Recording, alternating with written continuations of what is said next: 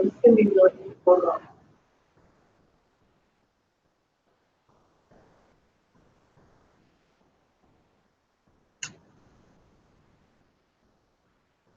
So, habits are really tricky. And some people habits.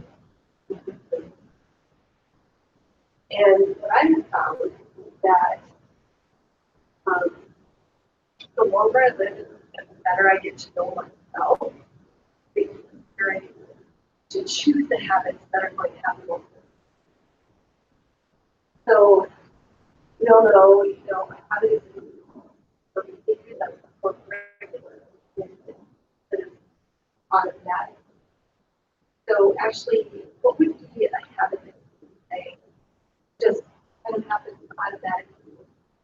Probably do that. You just Probably get up and brush. yeah, exactly. I mean, I know I brush my teeth in the morning.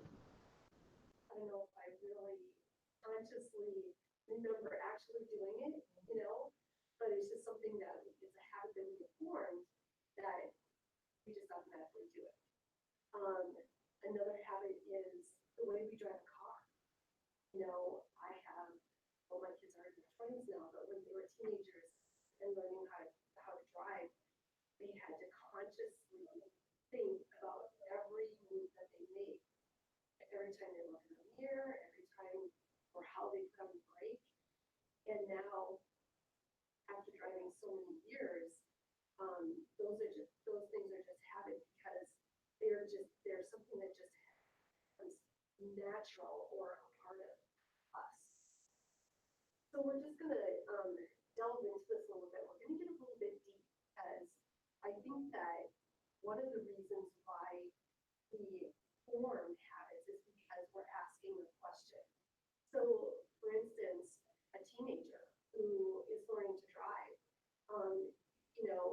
they are asking the question, how do I efficiently and how do I effectively get from one point to another? Well, they're going to have to drive.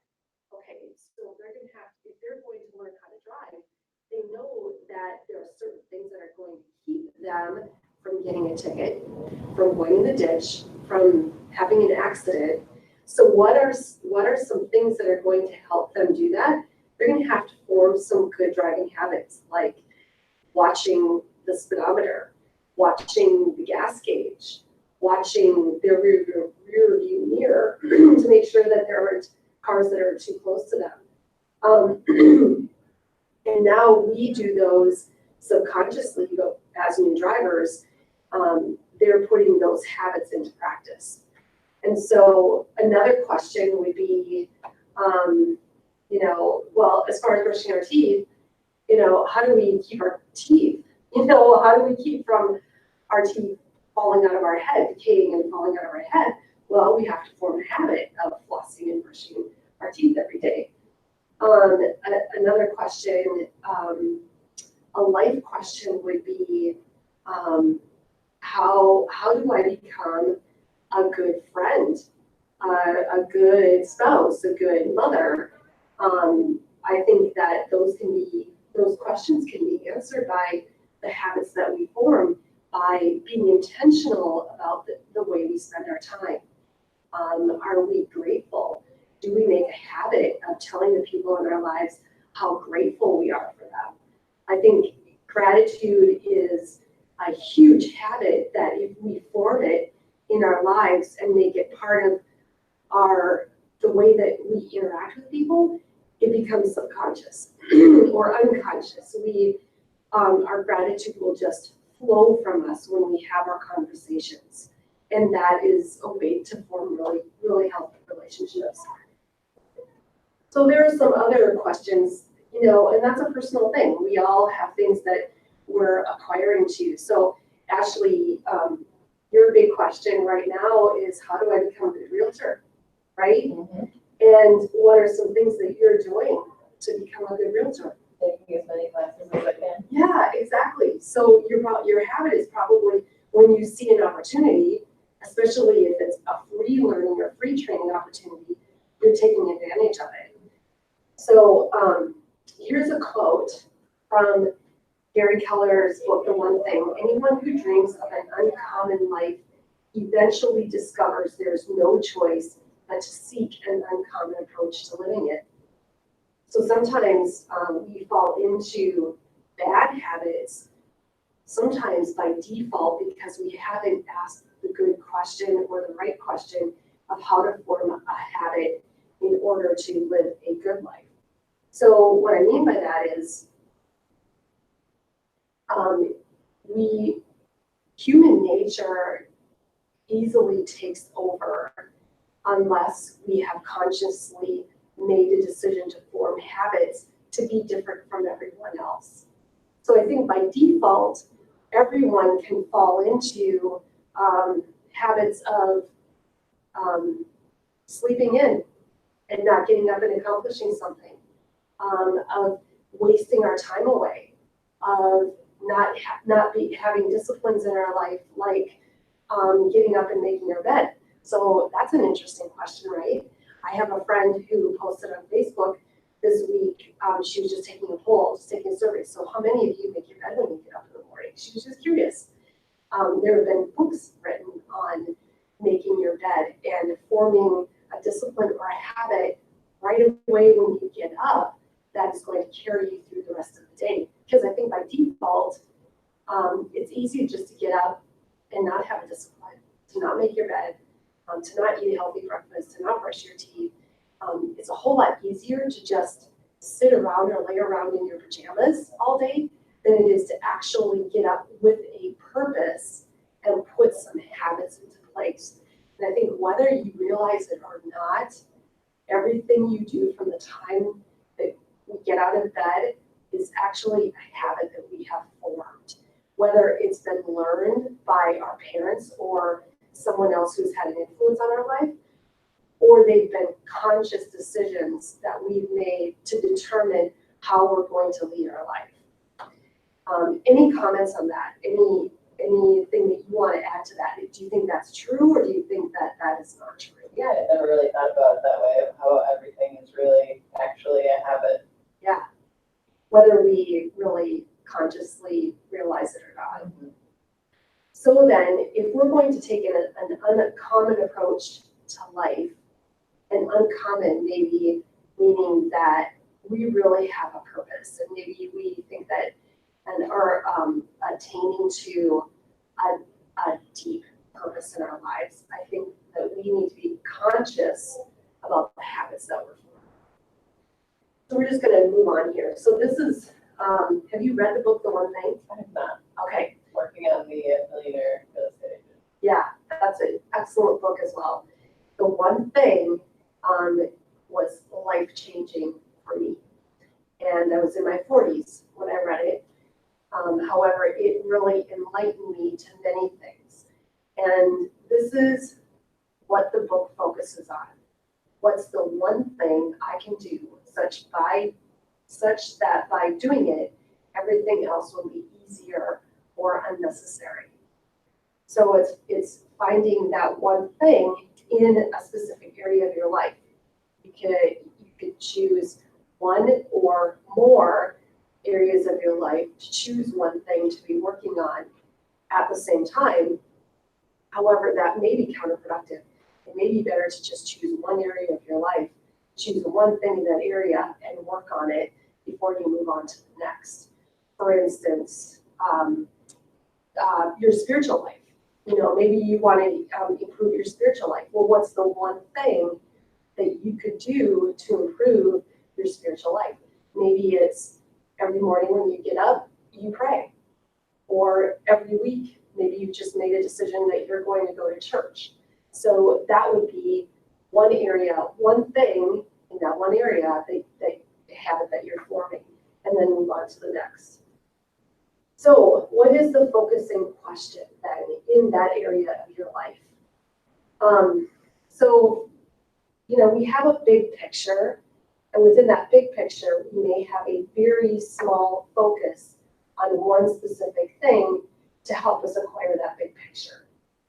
So I'm at a different stage in my life now. My kids are in their 20s. However, when they were very young and growing up, my big picture, my big focus was how am I going to raise these kids to be smart, to eventually leave the house, to eventually be able to support themselves and be good people?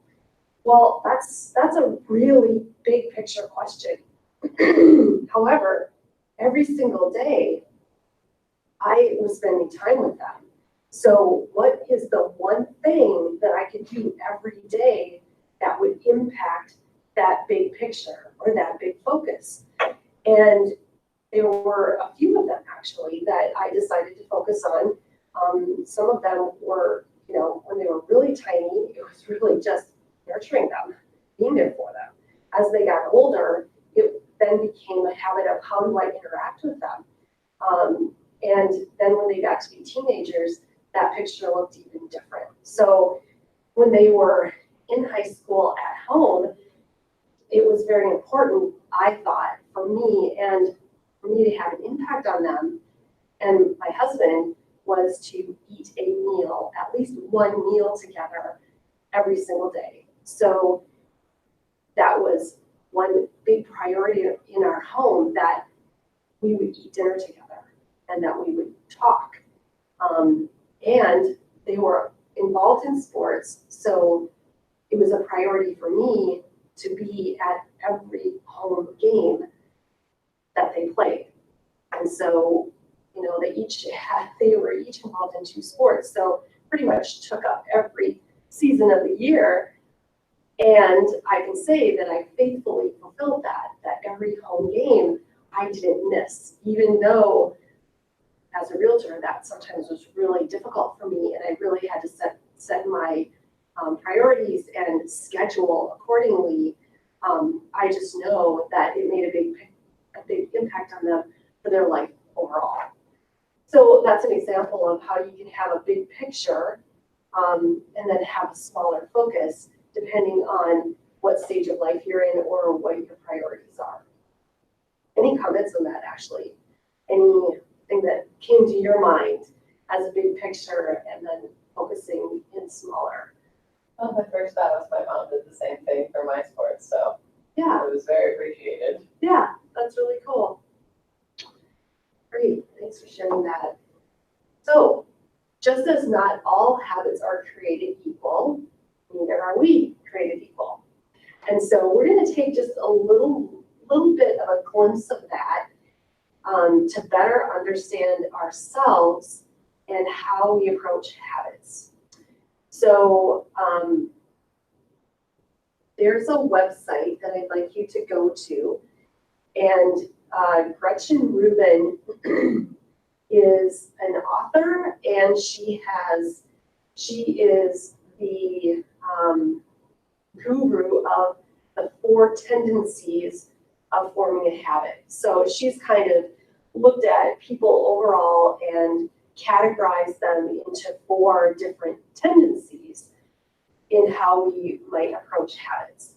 So the secret to changing habits, first I have to figure out me and how I approach forming habits. So I'm going to have you go to this website, www.gretchenrubin.com, and you'll see that there is a place for you to click in order to take a little test. And it doesn't take very long. And I'm going to ask you to take the test. We're going to take 5-7 minutes, however long it takes you. And then your results are going to be emailed to you immediately. So let me know when you have your results in your inbox, and then we're going to talk about it. Good. I've already taken it, so hopefully we won't be the same. So that we'll have something to talk about.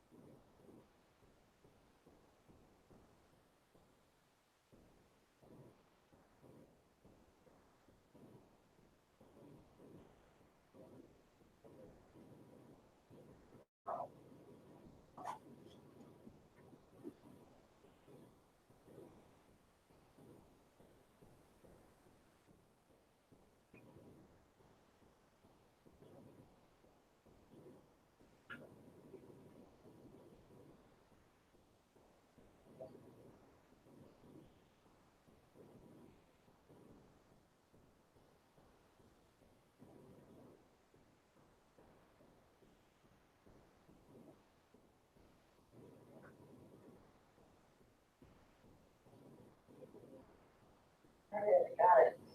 All right.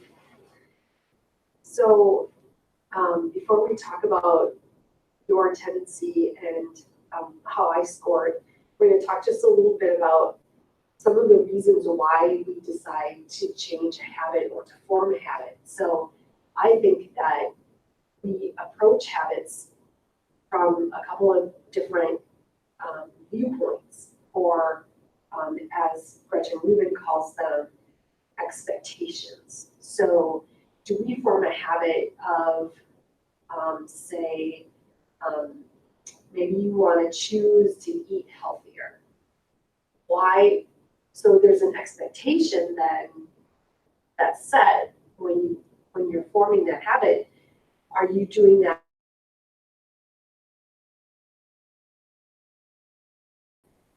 And an outer expectation might be, to please somebody, to make somebody else happy, to make somebody else look at you differently, or maybe you have a job where you have to be really fit, like maybe you're in the Coast Guard or in the military, and now all of a sudden you have this outer expectation telling you that you're going to have to run all these laps, you're going to have to be in boot camp in order to meet a physical expectation. Or are you approaching it from a healthy, I just want to live longer, I just want to feel better about myself, I want to get my blood pressure down, I want to get my blood sugar down.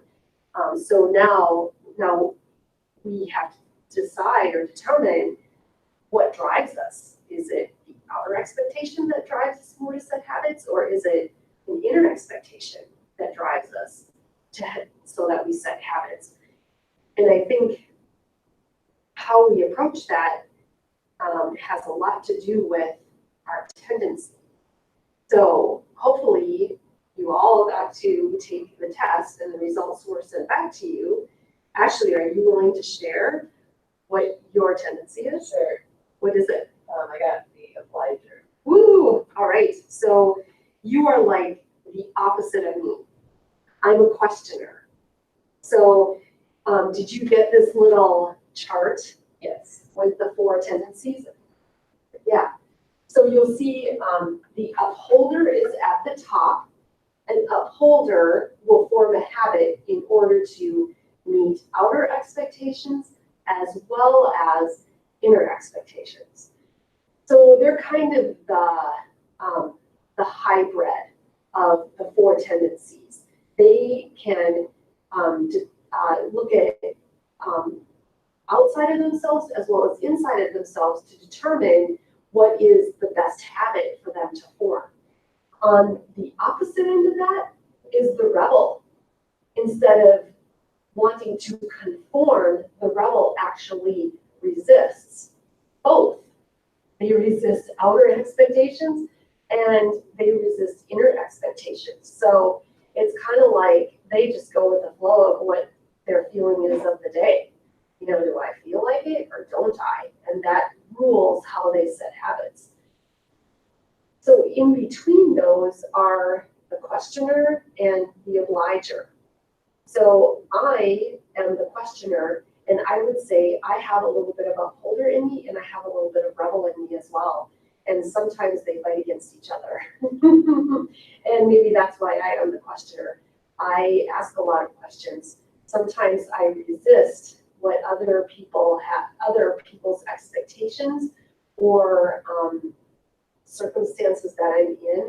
I resist that in order to meet my inner expectations. And in order to meet my inner expectations, I have to ask a lot of questions. Like, is this really going to be beneficial?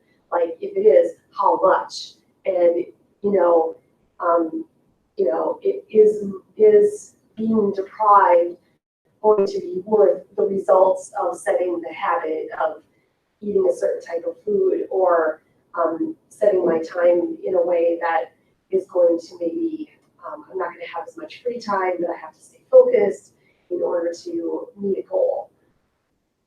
You being the obliger, so did you get your results in your email? Mm-hmm. Did you open it up? I got this report of that. Yeah. And at the top, it should, one of the pages, probably the third page, it says, so what does it mean to be an obliger? Can you read part of that for us? Sure. Obligers meet outer expectations but struggle to meet inner expectations. They're motivated by external accountability. They wake up and think, what must I do today? Obligers excel at meeting external demands and deadlines and go to great lengths to meet their responsibilities. So they make terrific colleagues, leaders, family members, and friends. Kind of long.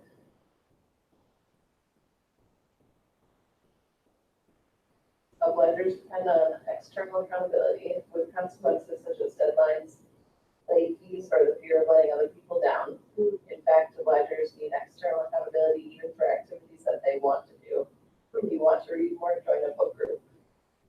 Cool. So would you say that's kind of true of you?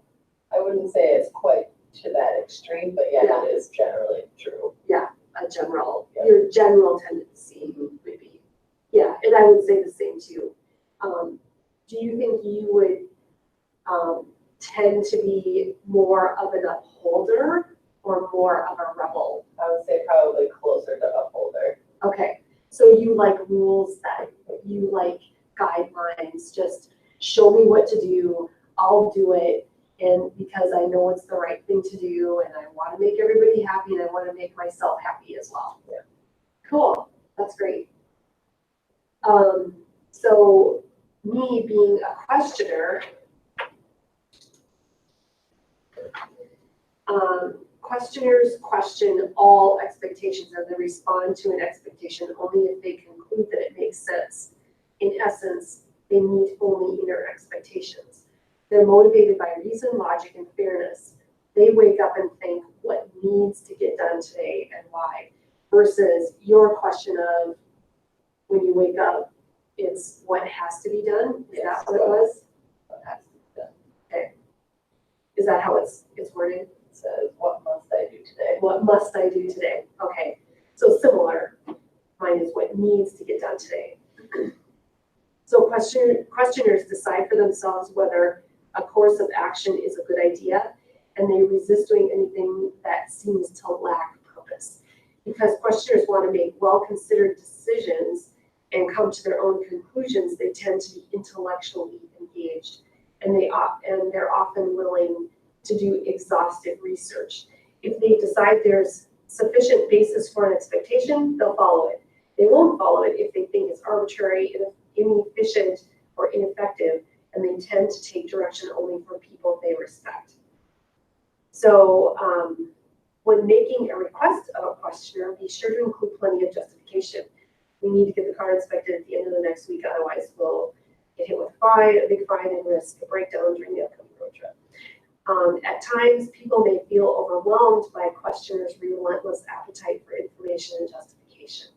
Constant questioning may be perceived by others as disrespectful, defiant, undermining, or showing a lack of, quote, team spirit. Skillful questioners learn to ask questions in a way that seems constructive rather than being assertive. And sometimes questioners suffer from analysis paralysis when they find it difficult to make a decision or move forward because they keep wanting more and more information. Ironically, many questioners dislike being questioned. They consider their actions carefully, so they find it tiresome or to explain to be asked to justify their decisions. Once questioners believe that a particular habit is worthwhile, they stick to it, but only if they're satisfied about the habit's usefulness. So thank you for sharing that. And so for an upholder, I do what others expect of me and what I expect from myself. A rebel, I do what I want in my own way. If you try to make me do something, even if I try to make myself do something, I'm less likely to do it. So maybe there's a little bit of rebel in all of us, actually.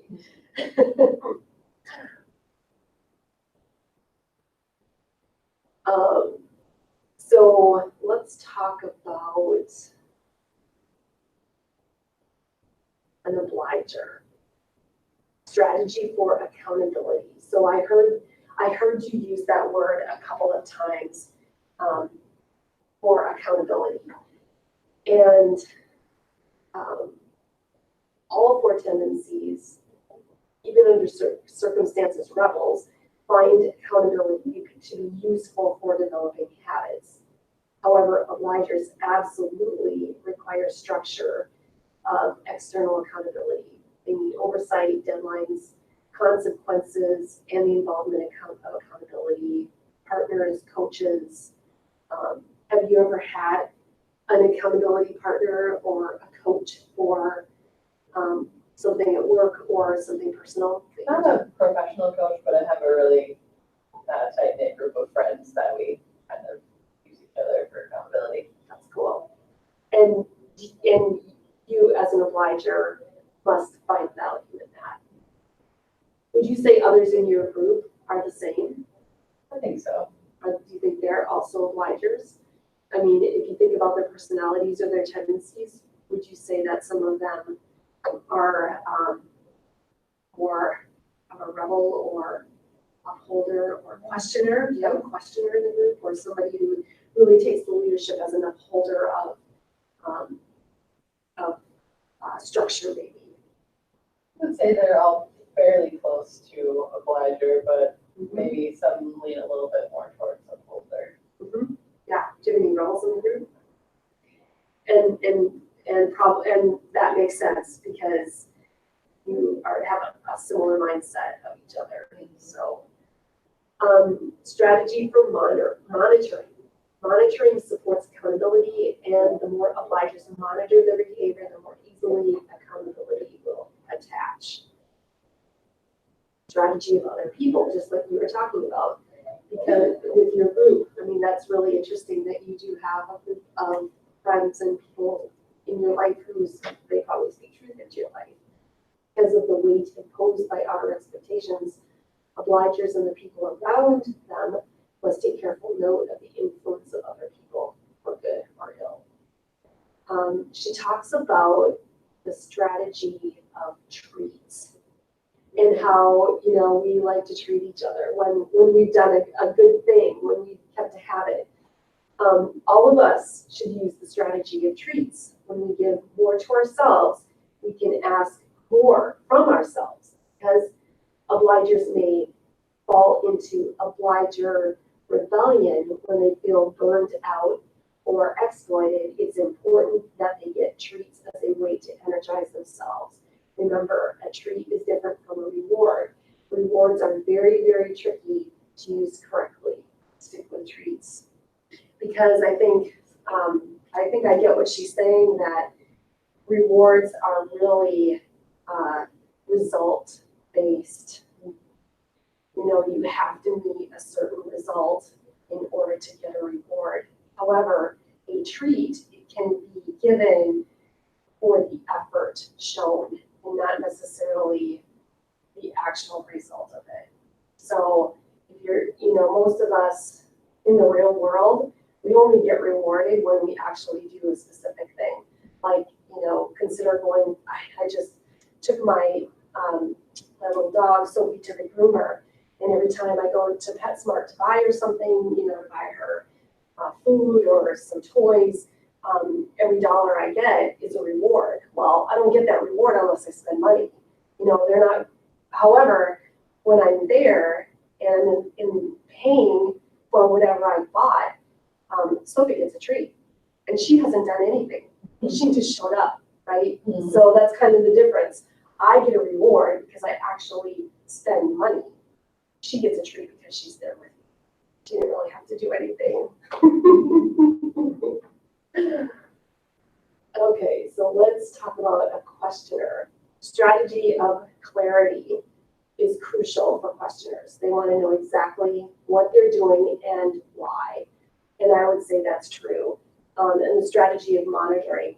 Whenever I have set a goal and put my habits into place in order to reach that goal, I've also had to set up a monitoring system to do that. So, for instance, eating healthy and losing weight for me, it's very important that I set a certain day and a time in order to weigh myself so that I can monitor myself to know whether I'm getting the result that I'm expecting or not. Because if I'm not getting the result, I'm going to change the habit.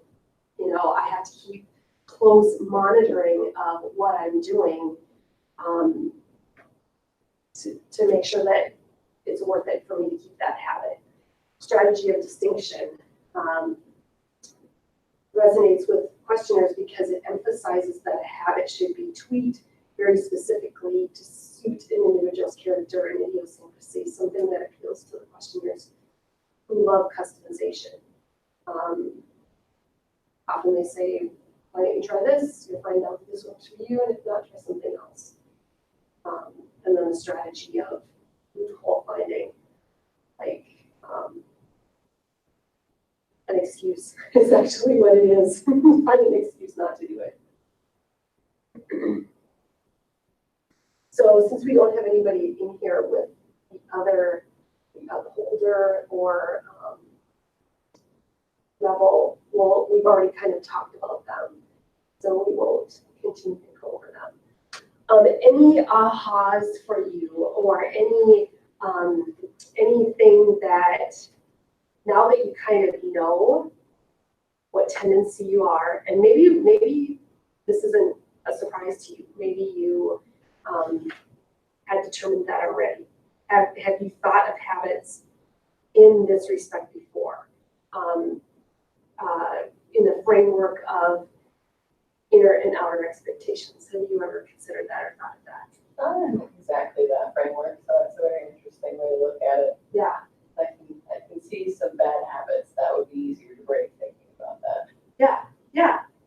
Well, that's good. I mean, hopefully it's helpful and kind of enlightening, because I really do believe that if we understand ourselves better, then we can, when we have a habit that we want to form, that now we can set things in place to help us accomplish that.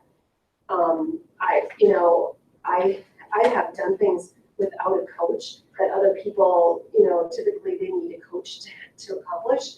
However, now I know, because of this, now I know why I was able to accomplish that is because of the way that I set up a monitoring system for myself. That was my accountability. It was, reaching the numbers rather than somebody, rather than reporting to somebody. It was the facts. It was the data that was showing me. It wasn't necessarily somebody else who was verbally encouraging me or holding me accountable. So, yeah, I think it's kind of interesting. So the next session that we're going to talk about, now that we know what our tendency is, focusing on session 2 is going to be habits for healthy living, healthy lifestyle, and what that looks like. It's going to look different for you than it looks for me. And then session 3 is going to be the habits that we put into place to help our businesses grow.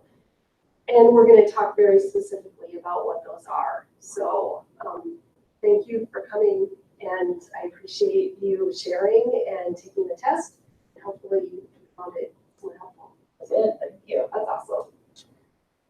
Are those other 2 sessions already on the training? Yeah, one is in May, so May 29th, I believe. Okay. Is that one, and then I don't have the next one on the calendar. It'll be in June sometime. Okay. Yeah, that's good. Awesome.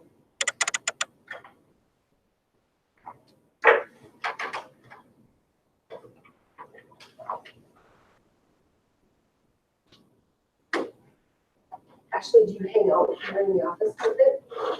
I don't a lot. I should just come in for the classes. And I have a kind of young puppy, so I like to do my work at home with him. Yeah. What kind of puppy? Shih Tzu. So we have a Shih Tzu Sean. Okay, they are adorable. She's a year old, like just turned a year. Yeah. And yeah, let me see a picture. I'll show you a picture of mine. I mean, talk about her skills. Yes, they are. I've never been like, gaga over dogs until we got her. I'm really biased for suits because I just think they're so nice. And then my boyfriend's got a Bashan, so They complement each other. Yep. Oh, there he is. look at him. Oh my gosh. I have to get my glasses. I want to see his face because it reminds me of Sophie.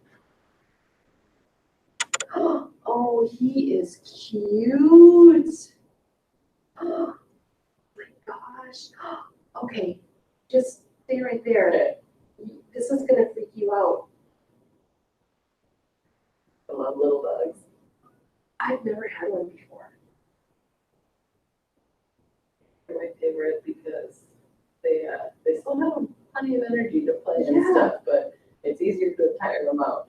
Yeah, I know what you're saying, exactly. Oh, wait until I show you this.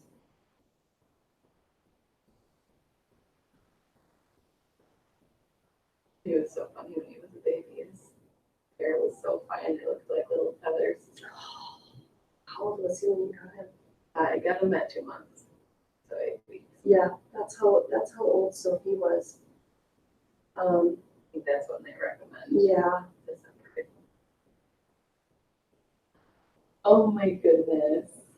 Look at. I mean, what's his name? Oliver. Well, I think Oliver needs to come over and say hi to Sophie. So, I mean, that's like her favorite. Still, Oh my goodness. she's 10 pounds and she's still like that's so cute. lays on my shoulder. Yeah, he was really small. His parents were 8 pounds both, I think, and so he's only 7 pounds now. I think it probably fell out another pound, but this is him when I got him. Oh. Remember we had that cold snap in the fall, and so his undercoat had come Shaggy on the other. Well, Sophie was 2.5 pounds when we got her, when we got her home, and here, I mean, Oh my goodness, she look is. at I love their tails. I know, Oh, she's got the Shih Tzu tail. but don't you see? I mean, they like Yes. have the same markings. Mm-hmm. So now, okay, I'll show you a more recent picture of her because her black. Oh, here's her first Dairy Queen ice cream. They love that. Getting. This is my favorite picture of him. Oh.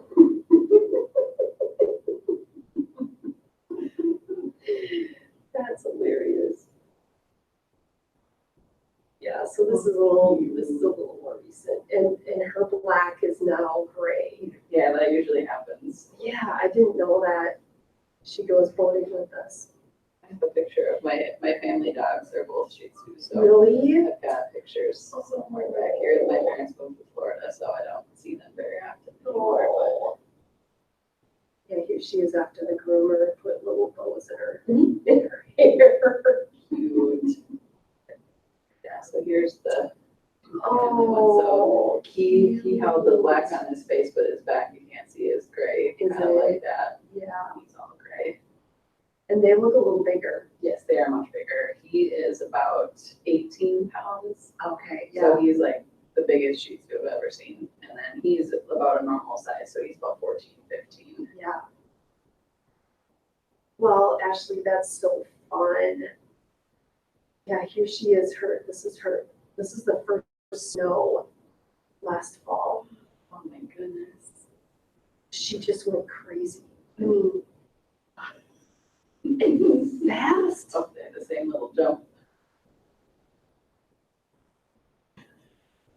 I mean, just ran around.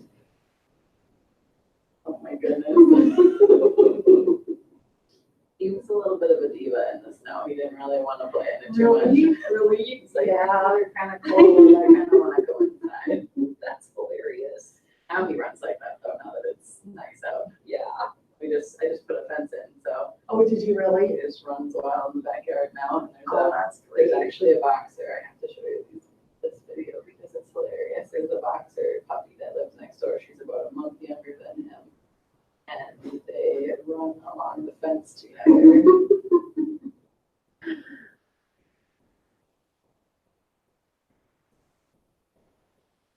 They don't get to play together because she's way too big.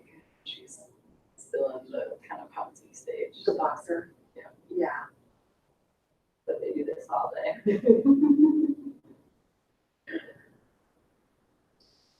Oh, that's hilarious. Mm-hmm. There's a dog in the neighborhood that Sophie does that with. He's a Nuba. I can't think of it. His name is.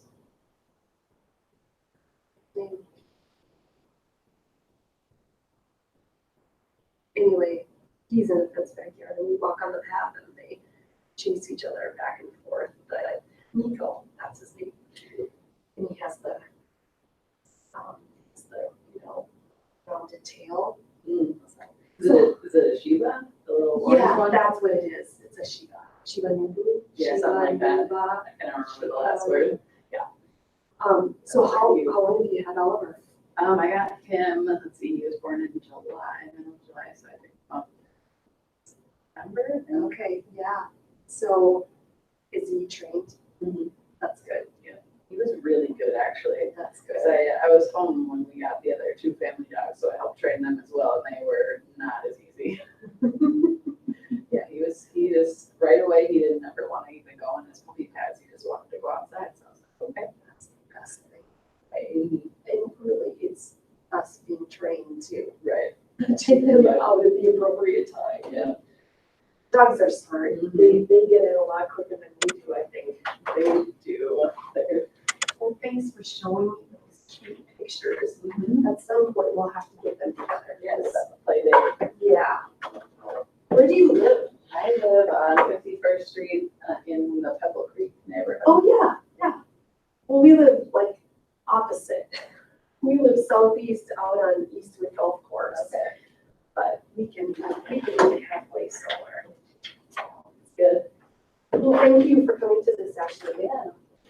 Very, very helpful. Have you ever heard of Enneagram test? Oh, It's just another personality test like this. It's not quite the same, but it's fairly accurate when you take it and kind of read about yourself. So that's something that. yeah, send it to me. That would be interesting. Where originated it? I'm not sure. My friend is obsessed with them, and so she made me take the quiz. Yeah. And so I'll have to ask her where the quiz is and Okay. get it to you. Yeah, that'd be great. But I'd love to take it. I can send it, so I just got these. So I'll give you perfect. Very nice. Very Yeah. exciting. Oh, very nice. Oh, that's a great picture of you. So were you related to the other prowls in Yes. town? Okay. Don is my grandpa and Bryce is my dad. Okay. Oh, cool. Well, that's great. Yeah, I see they're not so much anymore. It used to be like their billboards used to be up. Yeah. So, Still has 3, I think, 3 or 4. yeah. Well, that's good. Well, it's really great meeting you. Yes, you too. Have a good rest of the day too.